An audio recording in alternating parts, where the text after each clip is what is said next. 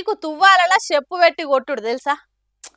ఏం లేదుల్లా చెప్పుతోని కొడతాడు గాని మంది ఎవ్వళ్ళకి చెప్పుతోని కొట్టినట్టు తెలియదు. ఎందుకంటే తువ్వాల అడ్డం పెడతాడు కాబట్టి. మన కేంద్ర సర్కార్ చేస్తున్నది కూడా గట్లనే ఉన్నదట. మరి గా ముచ్చటేందో చూడుండ్రి. దేశాన్ని ఏలుతున్న బీజేపీ సర్కార్ ఇన్ని రోజులు మర్చిపోయినట్టున్నది గ్యాస్ రేట్లు, పెట్రోల్, డీజిల్ రేట్లు పెంచే ముచ్చట. అంటే ఎప్పటికి పెంచుకుంటూ పోయి ఎన్నికలప్పుడు కొద్దిగా తక్కువ చేసినట్టు చేస్తుంది. మరి ఎన్నికలు అయిపోయి ఇన్ని రోజులు అవుతున్నది, ఎందుకు పెంచలేదంటే మర్చిపోయిందో ఏమో అనిపించింది గాని బాగానే గుర్తుపెట్టుకున్నది. కాకపోతే ఎన్నికల్లో 400కు ఎక్కువ సీట్లు వచ్చేది ఉంటే ఎంబటే ఆ పెంచుడు దంచుడు పని చేసుకోవచ్చు. కానీ జనం సావు తప్పి కన్ను లొట్టబోయింది అన్నట్టు చేసే వరకు జనంతో ఓపిక పట్టిండ్రు.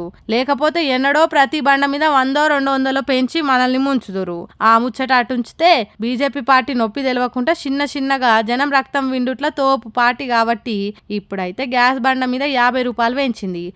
తర్వాత ఎంత పెంచుతుందో తెలియదు. డీజిల్ మీద 2 రూపాయలు ఎక్కువ పెంచింది. మరి ఎందుకు పెంచింది? బయట దేశాల్లో చమురు ధరలు ఏమన్నా పెరిగినాయా అంటే అది లేదు. లేకుంటే యుద్ధాలు ఏమన్నా జరుగుతున్నాయా అంటే అది కూడా కాదు.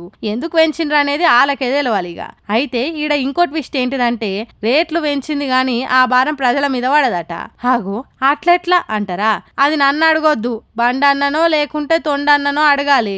50 కిలోల బియ్యం బస్తా నెత్తి మీద పెట్టి నీకేం బరువు కాదంటే మనం అవునవును అనాలి. ఆ భారం పడకపోవుడేందో, దాంట్లో ఉన్న మర్మం ఏంటిదో ఆ పాటోలకే తెలవాలి. అంటే బయట దేశం మొత్తంలా అందభక్తులే ఉంటారు. 500కు లీటర్ పెట్రోల్ అయినా కొంటాం అనేటోళ్ళే ఉంటారు అనుకుంటున్నారు ఏమో. సరే గాని పైసలు జేబులు నిండా నింపుకొని ఉండుండ్రి. సెంటర్ సర్కార్ కు రేట్లు పెంచాలి అనేది గుర్తుకొచ్చింది.